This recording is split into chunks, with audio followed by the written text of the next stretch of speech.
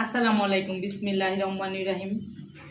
দুপুরে আজকে রান্না করতেছি টমেটো দিয়ে পাতলা ডাল, সাদা করে করলা ভাজি করব। হলুদ মরিচ কিছুই দিব না, শুধু রসুন, পেঁয়াজ, কাঁচামরিচ আর লবণ।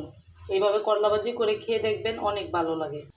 এখানে আমি বড় বড় 3-4টা পেঁয়াজ দিয়েছি, কারণ করলা ভাজিতে পেঁয়াজটা বেশি লাগে। আর এখানে রসুন কুচি আর কাঁচামরিচ ফালি, কারণ এই রান্নাটাতে আমি কোনো হলুদের গুঁড়া, মরিচের গুঁড়া দিব না। আর কি করলা ভাজিটাতে করলাটা দিয়ে দিব,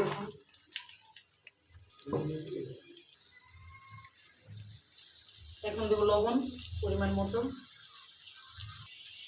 এখন নাড়া দিব, কারণ এই ভাজিটা আমি ধুয়ে আগে পানি জড়িয়ে রেখেছি। আপনারাও এটা ধুয়ে আগে সুন্দর করে পানি জড়িয়ে রাখবেন, না হলে ভাজিটা তিতা লাগবে।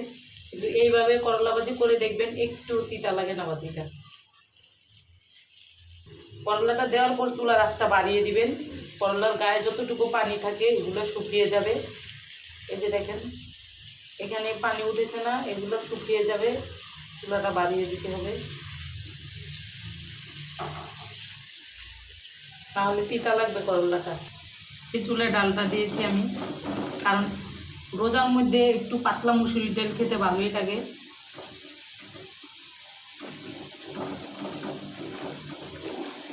কারণ এখন টমেটোর সিজন, বেশি করে টমেটো দিয়ে পাতলা ডাল রান্না করলে, কারণ রমজানের দিন শুকনা খাবার বেশি না খেয়ে একটা ঝোল তরকারি বা ডাল রাখা লাগে, তাহলে স্বাস্থ্যের জন্য খুবই ভালো, পানির ঘাটতিটা পূরণ করে।